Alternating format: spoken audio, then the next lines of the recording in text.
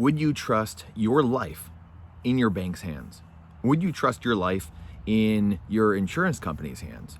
Would you trust your life in your brokerage account's hands, in Morgan Stanley's hands, in Fidelity's hands?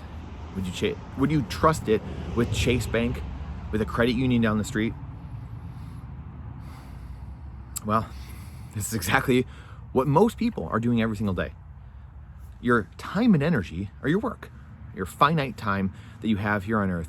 You trade it when you are working every single day. You trade it for something that you hope is an asset, that you hope is equal to your finite time and energy.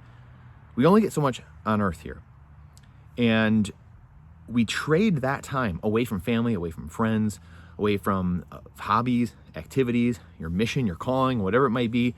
The vast majority of Americans, at least, do jobs they hate, they can't stand. Most people are unhappy with the jobs they do, and these are all statistical things you can go look up yourself. Don't trust, verify.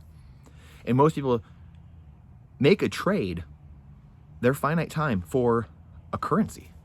A currency that is not a money. A currency, a dollar, that is a container with a hole in it, an inflationary hole, a hole that just leaks out your time and energy.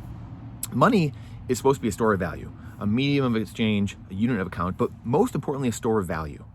See, a currency is a store, or is a unit of account and a medium of exchange. That's it. It doesn't have the third most important leg of the stool, the store of value. It can be printed into oblivion. It can be typed into a computer at the central bank, the central banker's hands, the bank's hands, fractional reserve lending, what have you. So money is a container. It stores your time and energy. When you pour your time and energy, your hard work, into that container, it's supposed to hold. That's a novel concept. Most people, when I say that to them, or when someone says that, their mind explodes. They don't even understand it. Like, well, inflation is supposed to be part of it. That's part of the game. And my wages rise. Well, your wages rise because all the prices are rising 5 times, 10 times, 100 times faster. There is really the sneaky, evil inflation that we've been taught, really for 100 years, a system we've all grown up in and know nothing else. No one questions it. Very few. As John Maynard Keynes said, really one of the fathers of this thinking, of this Marxist central banking philosophy that's infiltrated our country in the last 100 years, said not one man in a million will be able to detect, and I'm paraphrasing, not one man in a million will be able to detect the insidiousness of inflation. We can see it when we go buy a bag of chips, candy, crackers, whatever it is, and the bag gets smaller and smaller, or the bag's the same, they try to fake you out, and there's less and less inside that bag. It's the same thing over and over again. So what people do, though, with that time and energy, they go and they trade. They're already making a trade, which I think is a very poor trade, finite time for an infinite currency, not money. It's not equal. It's not finite for finite. They're trading something of lesser value. There's something that's finite. The only thing I know it's finite for something that's infinite. You might as well trade blades of grass or grains of sand. And then they put it into a bank or a credit union. You are literally putting your life, your time and energy, you're putting your life into your bank's hands, into your credit union's hands, into your insurance company's hands, into your brokerage account hands, and you're hoping that the government doesn't swing on a whim and force and coerce that government or that entity, that company, to do something you don't want them to do. And people can, that was a crazy radical idea 20 years ago here in America. And now we've been seeing it just in the last few years. We've been seeing people be forced to put things into their body or into their children's body that they don't want to do, being denied healthcare for choices that they are making, being denied access to things, having their bank accounts shut down, being censored, being blacklisted, being blackmailed, being shadow banned, whatever it might be, because they choose to do something in their own best interest. They choose to do something to become freer and more sovereign. Do we live in America anymore? Are we in America? I think that's the question. The FDIC has 1.25%. It's bust. 1.25% of the actual deposits they are supposed to and claiming, guaranteeing you to insure. 1.25%, 125 billion, according to their report. 125 billion that is covering the 10 trillion they are supposed to be insuring. Do you believe the bank crisis in this past year is contained, which is already bigger by many accounts than the 08 crisis? Do you believe that's contained? Do you trust your life, your time and energy put into that currency, not a money, into a currency that you're then putting into a third party's hands? Do you really think that chain of command is going to work out? All empires throughout history have collapsed because of hyperinflation, because of the printing of currency, the debasement of the currency, and the destruction of that currency. And there are people losing, the middle class losing. The poor might work out a little bit because you just get fed into the machine. You become a soldier. You're indebted to the system. Student loan debt is the biggest asset of the federal government. We've made our children. We've destroyed them in so many ways. We take them out in the womb.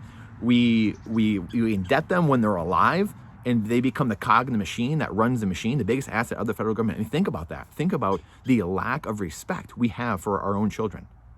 And people have the gall and the audacity to say, if it saves one child, we care nothing about children. Zero here in America. Zero.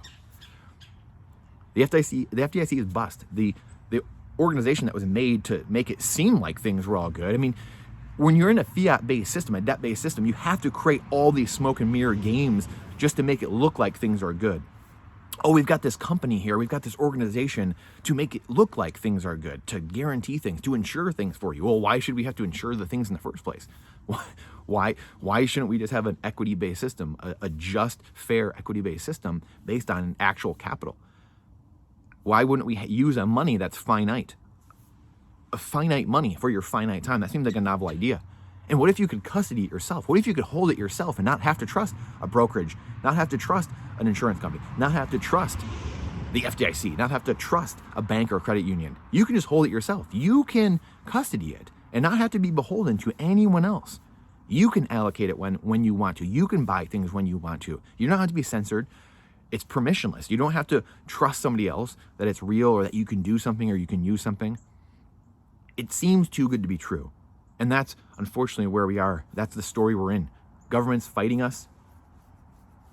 People not believing that there's a way out just because they grew up in this system, believing, well, we just grew up in this system this way, so it's got to be this way forever. Really?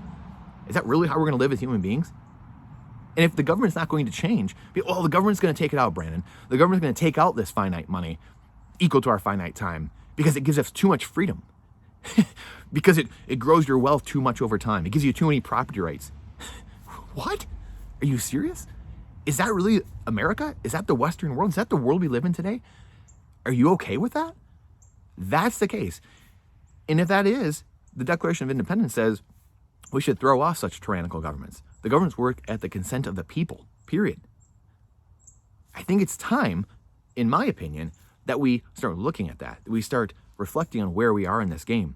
That if our governments are fighting us to use a money that would make its own citizens more free and more prosperous over time, that very government itself shouldn't exist.